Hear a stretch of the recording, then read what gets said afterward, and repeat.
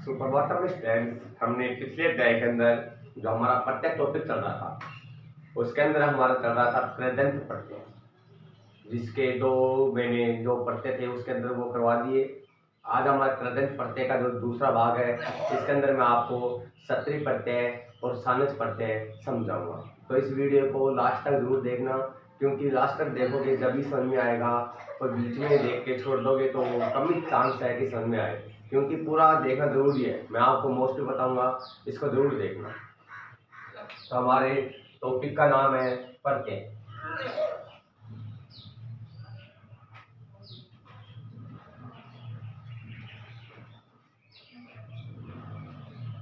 प्रत्यय के अंदर है हमारा कृदंत प्रत्यय चल रहा था।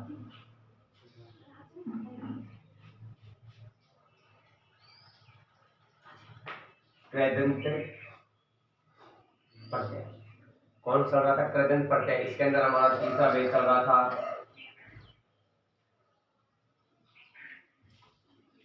सत्री प्रत्यय।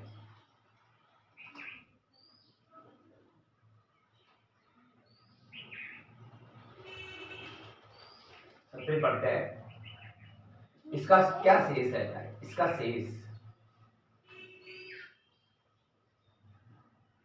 रहता है अत। कृदंत प्रत्यय कंप्लीट धातुओं के साथ प्रयोग होता है, ठीक है। इसका शेष क्या रहता है? अत। इसके रूप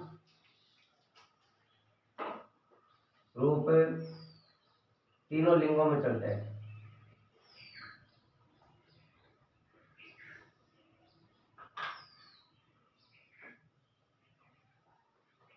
तीनों लिंगों में चलते हैं। तीनों लिंगों में चलते हैं, इतना लिख देते हैं, ठीक है। तीनों लिंगों में चलते हैं। इसका प्रयोग धातु के साथ होता है। प्रयोग धातु के साथ, धातु के साथ, ठीक है। यहां पर देखते हैं हम पुल्लिंग में किसका रूप बनेगा आपका? इसमें पठन क्या बनेगा? जैसे पठ धातु है तो पठन, और स्त्रीलिंग में कर देते हैं। स्त्रीलिंग में इसका जैसे पठ धातु है तो क्या बन रहा है जी? पठंती बन रहा है। क्या बन गया? पठंती, ठीक है। और नपुंसकलिंग के अंदर देखें तो इसका रूप बन गया जी पठन। क्या बन गया? पठन। जैसे पढ़ धातु है तो क्या बनेगा? पठन नजर आएगा आपको। पठंती लास्ट में स्त्रीलिंग में, इसके अंदर क्या नजर आएगा? पठन नपुंसकलिंग के अंदर। इसके रूप तीनों लिंगों में चलते हैं, ठीक है। इसका शेष क्या रहता है? अच शेष रहता है। इसके उदाहरण देखते हैं। उदाहरण देखते हैं हम। जैसे एक पट्टिका ले लेते हैं, पठ प्लस सत्री, ठीक है। लिख प्लस सत्री,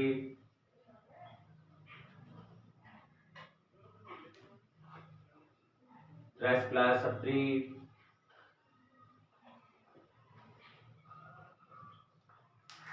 गम प्लस सत्री,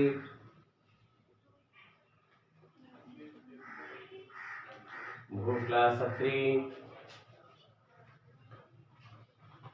और पा प्लस सत्री। ध्यान से देखना जिसको।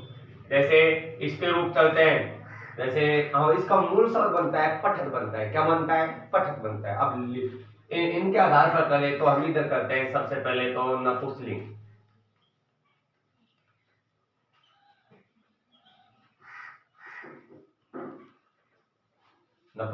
फिर कर देते हैं हम इसके अंदर है पुल्लिंग। उल्टे कर रहा है थोड़ा सा समझने के आधार पर पुल्लिंग, और यहाँ पर करते हैं हम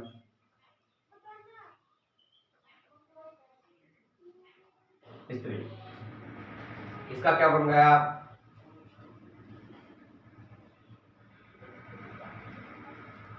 पठत बन रहा है। क्या बन रहा है? पठत। इसमें क्या बन रहा है? इसका पठन बन रहा है। इसमें क्या बन रहा है? पठन। ठीक है, इस प्रकार से मूल शब्द हमारा बनता है, इसका पठत बनता है, परंतु नपुंसकलिंग के अंदर इसका रूप में पठत बना, पुल्लिंग के अंदर पठन है, स्त्रीलिंग के अंदर पठन की। नया लंत आएगा। क्या आएगा? नया लंत। ध्यान रहे, नया लंत है, परंतु इससे पहले क्या है? एक की मात्रा है। किसकी मात्रा है? एक की मात्रा है, ए जुड़ा हुआ है। ठीक है, जैसे लिखत है, लिखन है,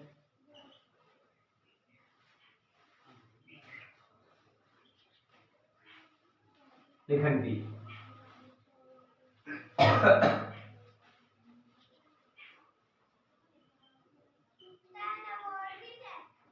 पश्चात है। ग्रस के रूप करते हैं पश्य की तरह। ठीक है, गम के रूप करते हैं गच्छत की तरह।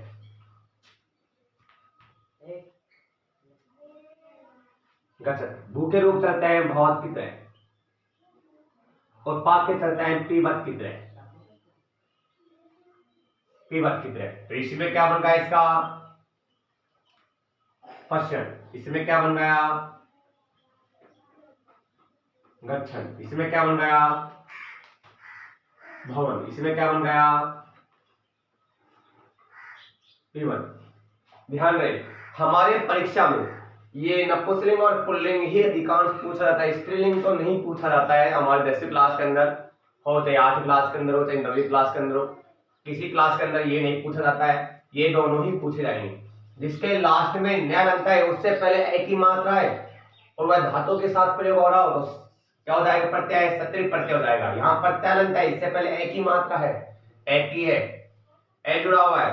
ध्यान रहे, ग्रस के रूप चलते हैं पश्य की तरह, लटलकार के अंदर, गम के चलते हैं गच्छ की तरह, भू के चलते हैं भवत की तरह, और पा के चलते हैं पीब की तरह। ठीक है, इसमें इनके रूप इसी प्रकार से बन जाएंगे।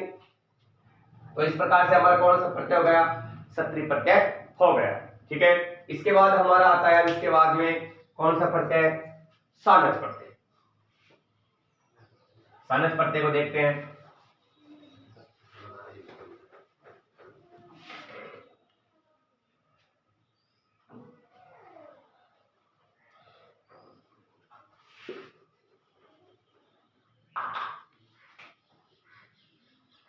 चौथे नंबर का है सानच प्रत्यय।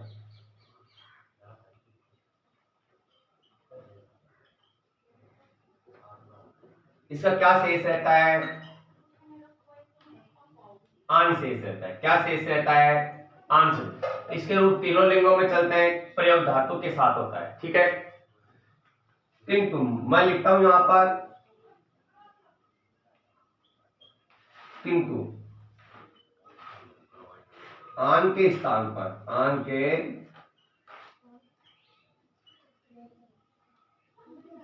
स्थान पर मान का भी प्रयोग होता है। मान का भी प्रयोग होता है, भी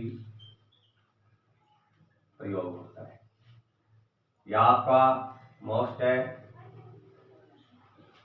किंतु आन के स्थान पर किसका हो रहा है? मान का। आन के स्थान पर मान का भी प्रयोग होता है, यानी आन भी नजर आएगा आपको, मान भी नजर आएगा परीक्षा के अंदर, उदाहरणों के अंदर। ध्यान रहेगा। ठीक है, आन के स्थान पर मान का भी प्रयोग किया जाता है। मैं बच्चों की सुविधा के आधार पर ये मान बता रहा हूं। ठीक है, यानी आन के स्थान पर किसका किया जा रहा है? मान का भी प्रयोग किया जा रहा है। इसके रूप तीनों लिंगों में चलते हैं। ठीक है, तो इसके उदाहरण देखते हैं हम। जैसे से प्लस सानच, पांच प्लस सानच,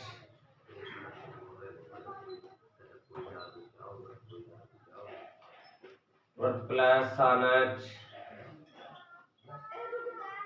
सानच, वृद्ध प्लस सानच,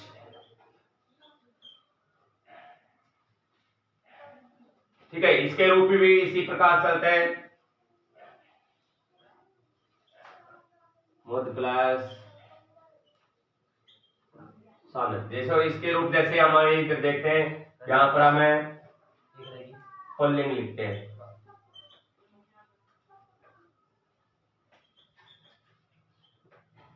पुल्लिंग, ठीक है। इसमें लिख लेते हैं हमें स्त्रीलिंग,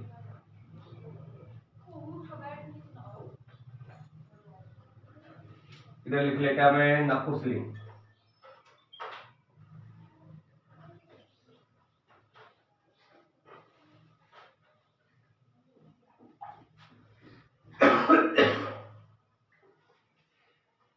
सेम प्लस सानच क्या बना, सेमान, क्या बना, मान। मान नजर आ रहा है ना, पुल्लिंग के अंदर विसर्ग लग जाएगा, स्त्रीलिंग के अंदर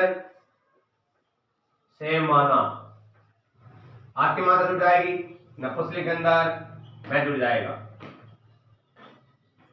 सेमाना। इसके अंदर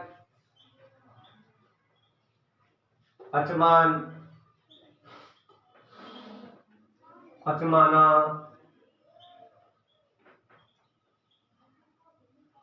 अचमानो,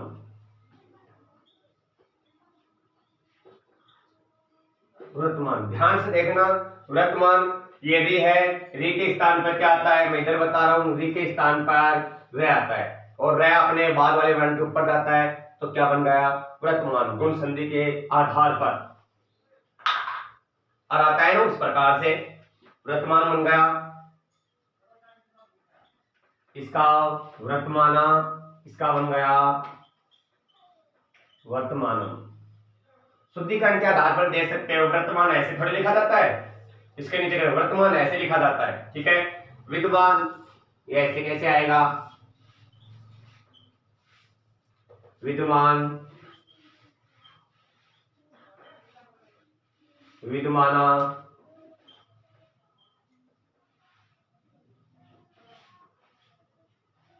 विद्वानम। इसका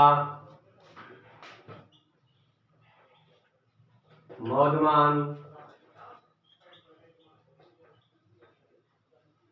मौधमाना,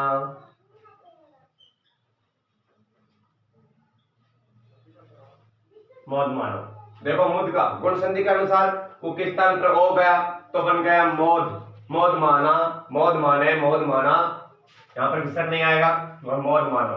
देखो यानी हमारे उदाहरणों के अंदर, परीक्षा के अंदर मान नजर आ जाएगा, मान आ रहा है, मान मान मान मान मान। ये तो आपकी मात्रा जुड़ रही है, पुल्लिंग या पुंसलिंग के अंदर मैं जुड़ रहा है, इससे फर्क नहीं पड़ता है, ठीक है। जहां पर आपके उदाहरणों के अंदर मान नजर आए उसका प्रयोग धातु के साथ किया जा रहा हो, तो उसमें कौन सा प्रत्यय आएगा, सानच प्रत्यय हो जाता है, ठीक है। इसका शेष रहता है आन, प्रयोग करते धातु के साथ, किंतु आन के स्थान पर मान का भी प्रयोग किया जाता है, ठीक है। इस प्रकार से हमारा प्रेजेंट प्रत्यय कंप्लीट हुआ। हमारा आज टॉपिक जो प्रत्यय है वो समाप्त हो चुका है। इसके बाद हमारा दूसरा टॉपिक चलेगा, ठीक है। इसको आप जरूर याद करना, ये आपके लिए वेरी मोस्ट है। सेम प्लस सानच अनेक बार परीक्षा के अंदर आ चुका है, और सानच प्रत्यय, क्षत्रिय प्रत्यय वेरी मोस्ट है, इसको जरूर याद करना। ओके।